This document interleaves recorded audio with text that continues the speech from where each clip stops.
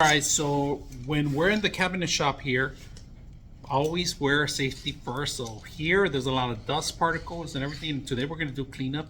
So I have to start cleaning up with the actual air spray gun first, and then always wear something like this. So if you want to talk to somebody or wear something, or even going fishing or snowboarding, this is perfect. Now you could put this over yourself. You could cover yourself really good in all angles. And it's breathable because this is a different type of mesh. So we're gonna clean up right now just a little bit so you guys can see it in action.